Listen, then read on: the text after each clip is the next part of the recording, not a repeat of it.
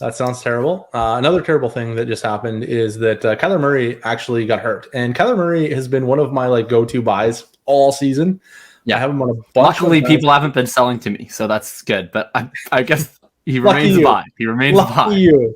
I got him on a bunch of dynasty leagues. You know, who people have been selling to me is Lamar, so not as lucky. Yeah. At least he might come back. Like he might be back soon. At least he shall probably be. I think that the doctor folk have said. Shout out Edmund Porras, who even responded to my DM when I needed him most. From what I've heard, sounds like week 16 seems like a more realistic target. So if you have Lamar and you have the bye, you might have nothing to fear. Or if you can find a way to squeak through the quarterfinal, he might get you through. Probably unlikely for this week. Love to see it. I have a team with Patrick Mahomes, naturally, Lamar Jackson, of course, and Baker Mayfield. And I got to buy, so we're hoping we don't have to start Baker. I have what are your worst? Because I have some really bad ones. I have a lot of Russ and Lamar. Like those are two of my more roster quarterbacks. For the record, about half my Russ has been purchased like after he started being bad. So I'm not holding a ton of value out of it. I am some. So I have 3 separate playoff teams with Lamar and Russ. One of them I'm currently starting on no one. I just don't have a quarterback, so I'm just going to lose. Is basically where I'm at in that one. But that's fine. That team was garbage anyway. I honestly am shocked that it made the playoffs. I didn't intend for it to make the playoffs. And then another one, I will be starting Ryan Tannehill and Baker Mayfield. Baker, just the right time, came back to life. And another one, I will be starting Sam Darnold and Colt McCoy. Yikes. I don't think we're getting a W with that one. I got a bunch of Joe Burrow and Tua Tagovailoa teams still.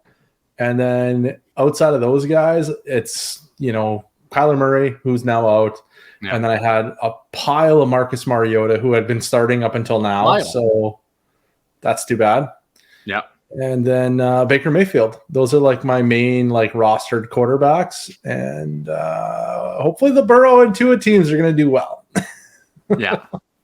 So anyway, let's talk Kyler, because Kyler is kind of the biggest big down, like just awfulness I could imagine at this juncture of the season. Do you play in most of your leagues with trade deadlines or no trade deadlines? It's a mix, man. I play in a ton of leagues, obviously, and I play with a ton of different groups of people. So I play in several leagues where the trade deadline passed 2 weeks ago. I play in several where the trade deadline like just passed, like at the conclusion of Monday Night Football. I was in that spot in a couple of leagues where the game was happening, and I was like texting people. I'm like, wake up, wake up, wake up, wake up. Will you please trade me something? That was really annoying. And then people would get back to me at 6 a.m. Sorry, man, I was out. Why, do you have a life? Come on, man. I need you to trade me for Kyler Murray. Anyhow, and then I'm in somewhere, the trade deadline does not exist. So we're still rolling. We're on all fronts. What about you? I don't have any leagues where there's no trade deadline. Every one of my leagues is a trade deadline. I'm pro trade deadline. I set up most of my leagues back in the day. I don't really commission any of them anymore.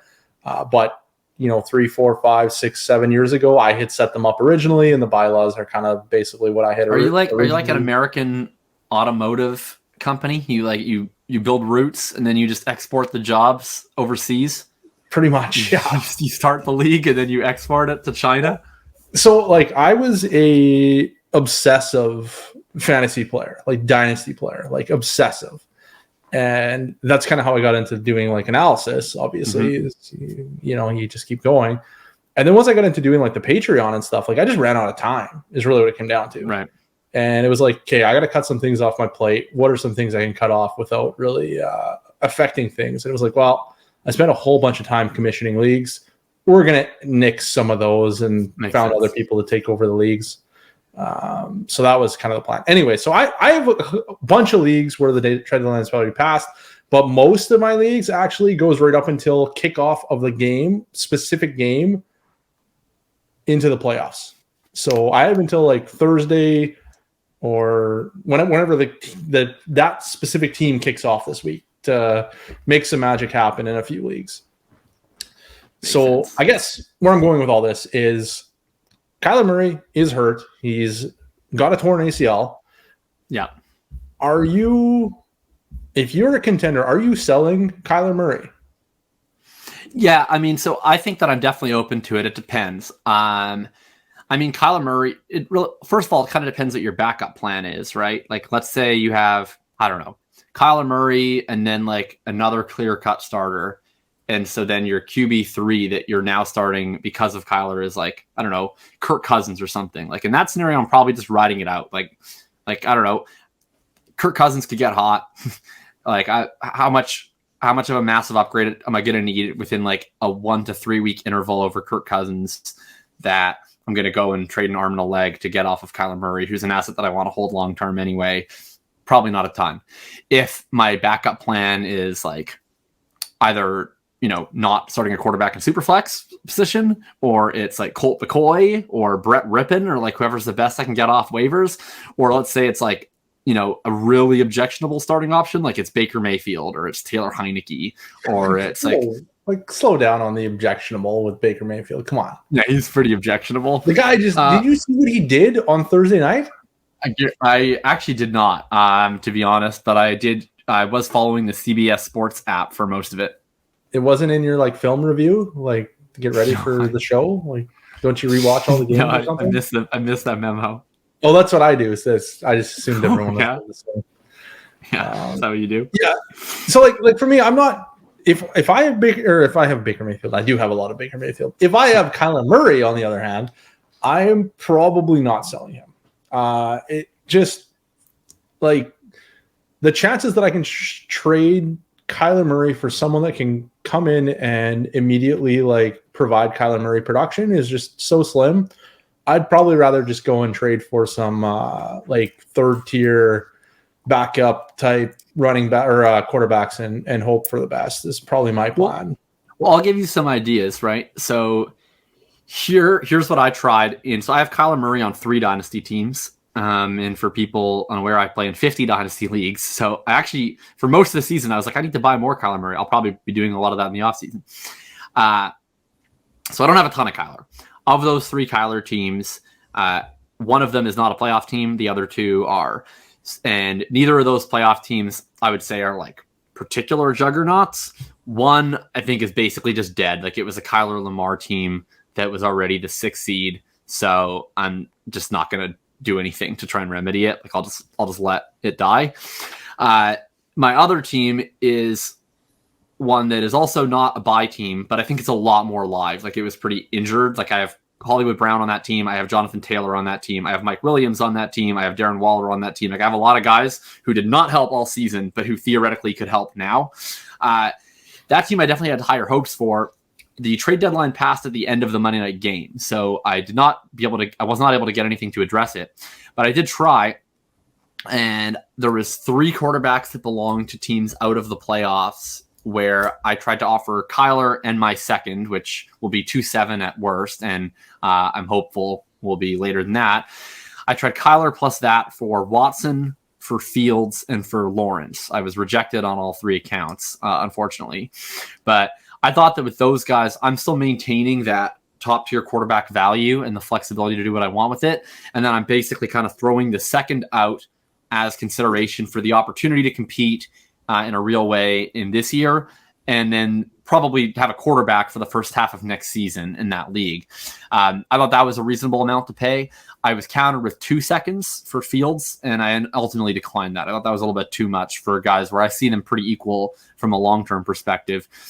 Where do you stand on that? I have seen, by the way, in one league where Kyler was traded straight up for Lawrence. That would really excite me from the Lawrence side. What are your thoughts on that sort of vicinity of quarterback? I think if you can move around in the kind of up and coming potential game changer type quarterbacks like the Justin Fields and the Trevor Lawrence, I think it's probably fine to make a deal. I wouldn't say I'm like rushing out with the intention of trying to make that happen, just because I think Kyler had the worst season of all time and he still scored 20 points a game. Like it's really hard for him to not be an upper tier quarterback. The other guys, Trevor Lawrence is playing really well this year, like comparatively to his rookie year for sure. He's still not like a superstar though. And like, what is Trevor Lawrence's points per game right now? Because I think if I was going to try to make this trade right now, it would probably be for Justin Fields over Trevor Lawrence.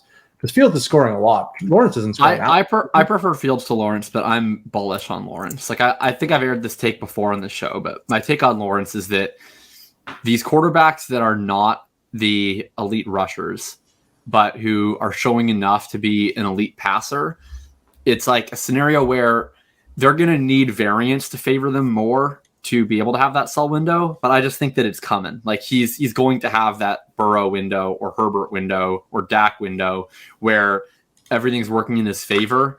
And then, we're able to move him for what we see as a more sustainable source of that production. But like before he's valued like that, I'm totally fine with buying Trevor Lawrence. Because like Trevor Lawrence is only scoring 18 points per game. So like, that's not all that much. 18.6. We could probably. Yeah, I feel pretty strongly that's moving in the right direction next year. Oh, I'm talking about this year though, because if I'm making a trade for someone right now, it's to win this year. I mean, what's he been? I know we don't like the splits game, but like we are talking about a young quarterback who's been developing. Like he's played a lot better over this second half of the season than he did in the early half of the season from a fantasy points perspective and a real life perspective. I actually don't know that it would be all that different. This is his game log over the last 14 weeks. 14.4, 18.5, 25.2, 6.7, 12.3, 24.9. That would be the first 6 weeks. So I guess one more, 18.7. And then we got 8.8, 16.7, 21, 24.9, 16.4. And then he just had a really awesome week this week with 33.4. Yeah, I mean, it would be the last 4 weeks he's really stepped it up. But it would also be fair to say that he's also played really gettable pass defenses the last 4 weeks. So yeah. So like I don't know. Like I'm completely open to Trevor Lawrence being a long-term awesome quarterback.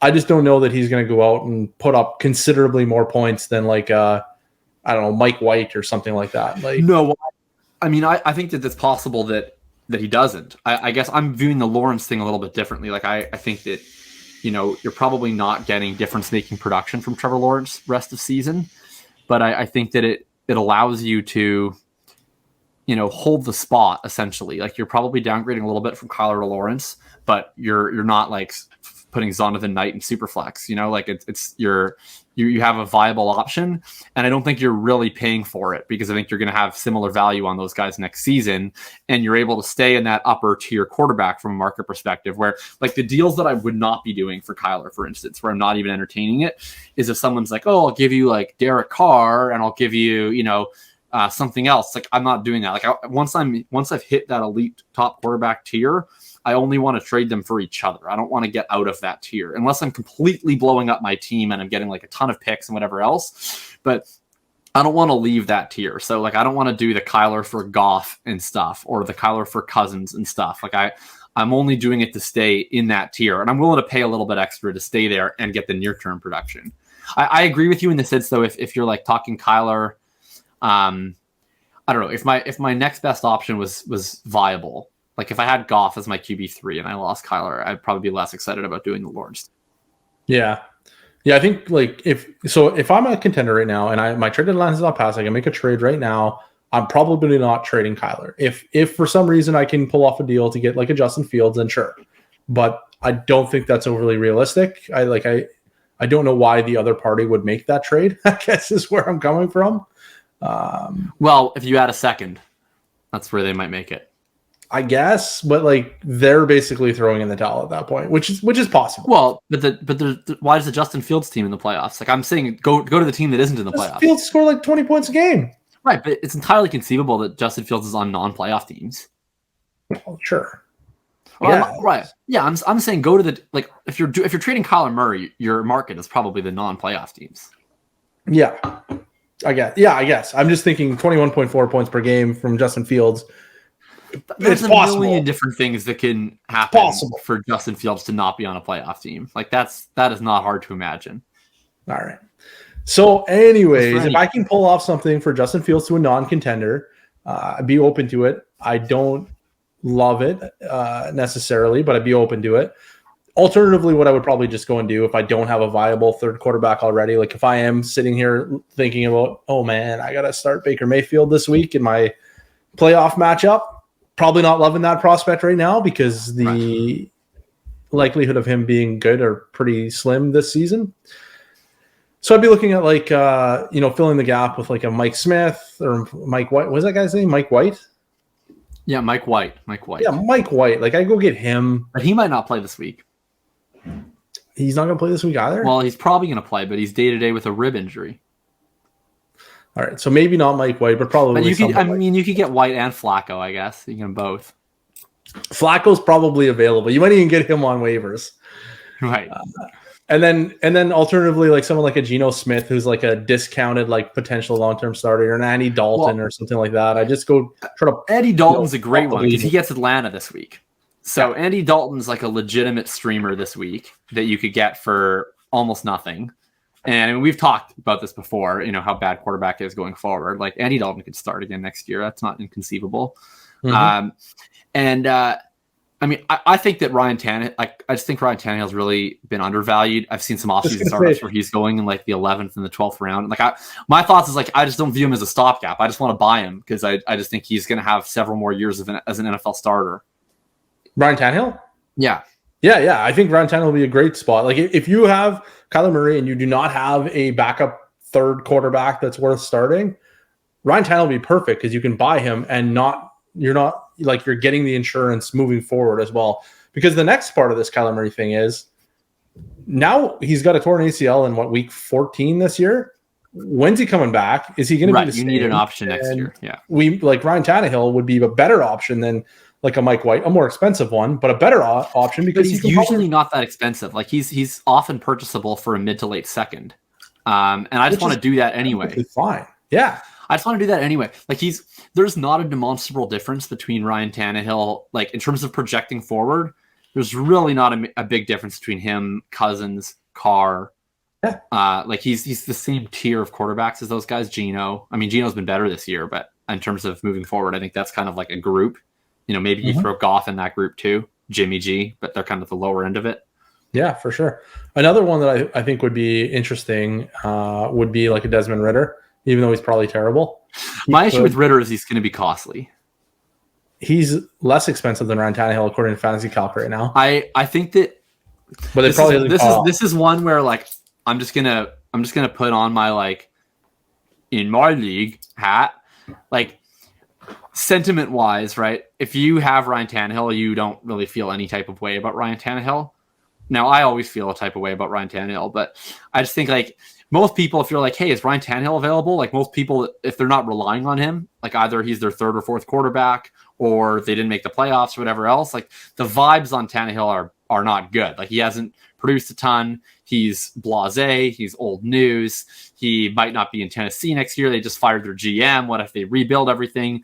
People don't understand how to deal with uncertainty, so they think that him potentially not being in Tennessee means he won't be an NFL starter ever again, even though that's ludicrous because he's clearly one of the best 16 to 20 quarterbacks in the NFL. With Ridder, like if you drafted Ridder, and I mean, if I drafted Ridder, which I did several times, if as a Ridder drafter in round 2, like, and then you've held him all this time, and then he's just about to start, like, what, you're going to sell him for the same round 2 pick that you just drafted him for? That seems pretty unlikely. So, like, what are you going to offer? 2 seconds? I wouldn't want to offer 2 seconds for Desmond Ridder. Offer first? God, no.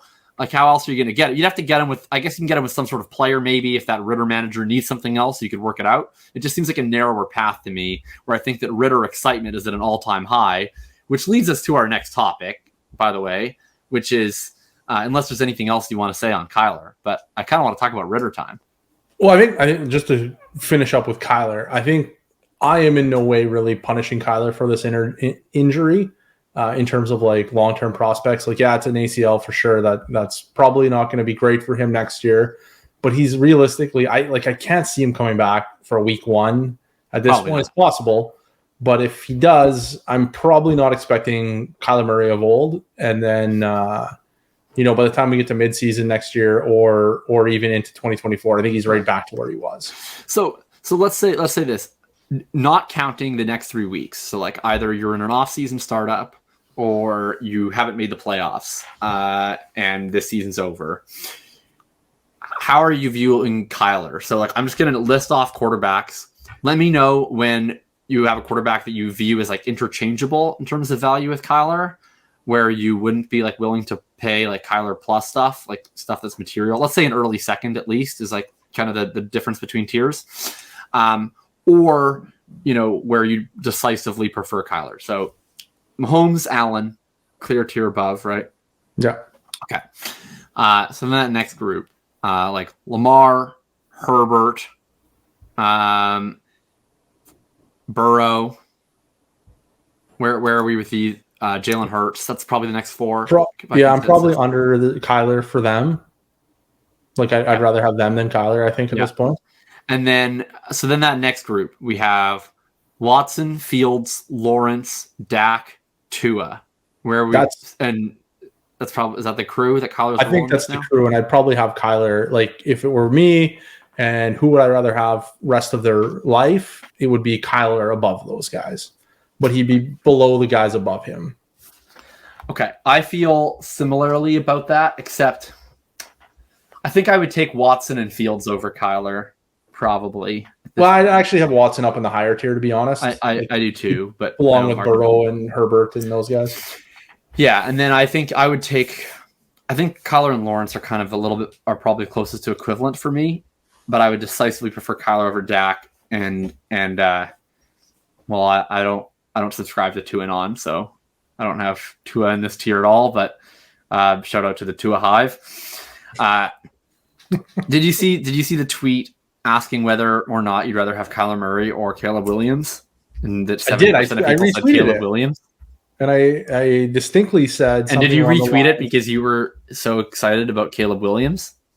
I retweeted it saying, if you play in a Devy League and you have Caleb Williams, you know exactly what to do. Which is keep Caleb Williams, right? Which is trade Caleb Williams for the bona fide superstar quarterback already in the friggin' NFL. Yeah, that seems like unbelievable the correct decision. We are one season removed. It's so hard to evaluate quarterbacks. Like there's no such thing as a being a slam dunk 101 and then falling to like the 6th round. In that same class, we had Spencer Rattler, a bona fide 102. Like the guys may not even get drafted at this point, ever. Like, right. We are so far away from Caleb Williams being a locked in superstar to be considering him against the locked up superstar is. Well, and that, I mean, you talked about Sam Howell and Spencer. I mean, frick, what about Jamarcus Russell? Right? Like, I'm talking about guys that just fell in the draft. Like, we're not even there's multiple levels, right? That could just suck. Right. So it's like Caleb Williams, who, for the record, like I have no Caleb Williams specific reason to be low on Caleb Williams. I think he seems phenomenal. Like I've had Caleb Williams number 1 QB in Devy for 2 years now. Wow. So like I'm in on Caleb Williams. Right. So actually, I think Caleb Williams. I changed it. I moved Bryce Young ahead this year. I take it back. I'm sorry. I had Caleb ahead, and then I put Bryce Young ahead because I was more certain of Bryce Young's draft capital. But if you were to ask me today, I might actually prefer Caleb Williams again. Yeah, so I don't have Devy rankings, but I like Caleb Williams. I love Caleb Williams. Like if you were to ask me right now, who do you think you'll be drafting with any 101s you get in 2024? I'd say probably Caleb Williams. If you were to ask me like any players that aren't currently in the NFL, I think Bijan would be my first, and then Caleb Williams would probably be my second. All that being said, like, no, I would rather have Kyler Murray. Like, what's the worst case scenario on Kyler Murray is 2023 is a wash due to his health status. Well, Caleb Williams isn't playing in 2023 either, so unless it's a seat league, and yeah, like Caleb Williams still has to hit a 3-leg parlay, right? He still has to be, or 2-leg. He still has to get drafted as highly as we think he's going to get drafted, and then he still has to be really good. And Kyler Murray's already hit those 2 goals. He's already got drafted first overall, and he's already proven that he's good. So, yeah. So, like, let's just quickly touch on Caleb Williams because he is absolutely incredible. Like, there's nothing in the Caleb Williams profile that gives you any doubt whatsoever. He was a 5-star prospect who basically walked in and pushed Spencer Rattler, who was not playing great, but wasn't playing terrible, out of the starting lineup, who was supposed to be the 101 or 102 in last year's class. He just, like, step aside Spencer, who was also, I believe, a 5-star recruit and was famous from that, what was that TV show about the quarterbacks? I have no idea. QB1 TV show. He was on that. and Spencer Rattler was. Anyways, Caleb Williams then walked in, was lights out per everything that I look at. He's a rushing quarterback. He's big enough, 6'1", 210. Like he's right in that kind of like current mold of where we're seeing a lot of the kind of dual threat quarterbacks come in at. He's incredible. He's absolutely incredible. He's probably the best prospect that I've looked at since I've been doing Devy. On paper, he's a better prospect considerably than Trevor Lawrence on paper. Keep in mind, there's aspects of quarterback scouting that we cannot capture on paper. So keep that in mind. I mean, look, I saw that highlight in the Rose Bowl when he threw that laser across his body on the sideline. I'm sold. I don't need to see anything else. Yeah, like me being a film grinder, I definitely saw that. I made notes. I was going to bring it up next. That was the next thing I was going to. You saw that highlight I'm talking about, didn't you? I know I did. I'm being slightly facetious, but it was incredible. It was incredible. Anyways, Caleb Williams is great, and we should absolutely love Caleb Williams. He's probably like QB 10 in Dynasty right now for me. Yeah, probably something like that. But Kyler Murray isn't QB 10 in Dynasty right now for me. He's probably more like 7. And and there's a tier break there. It's not like a 7, 8, 9, 10 all on the same tier. It's like 7, and then we got some levels to go. Okay, so I think that's enough, Kyler. I'm in on him. If he's in off-season startups, if he's anything out, like I assume he's going to be like an early second round pick, and I'm going to be drafting a lot of them. That's kind of my thought. Yeah, anywhere outside the first round, he's a slam dunk selection, I think. Yeah, I fully agree on all accounts. I think it's really important to note that I think there's an idea of Kyler that he is only good because of his rushing. And he was a legitimately impressive quarterback from a real life perspective in 2021. In 2019, he was not that good because he was a rookie, but he was perfectly fine for rookies. He just wasn't particularly good for NFL quarterbacks, but most rookies aren't. But in 2020 and 2022, he's essentially been an average NFL quarterback. And in 2021, he was an exemplary NFL quarterback. So I don't he sort of got the career progression that we want, which is be a serviceable rookie to being an average starter to being a really good starter. And then this year he has regressed. But I still think we're talking about everything else in the profile in terms of really good college prospect, went 101, progressed perfectly as we want to see a quarterback progress their first 3 years. I don't really have concerns about him as a quarterback. I don't think that we're in a situation where it's oh no, we're playing fast and loose, flying close to the sun here with his rushing ability. I just think he's legitimately good and he runs a lot and I want him long term.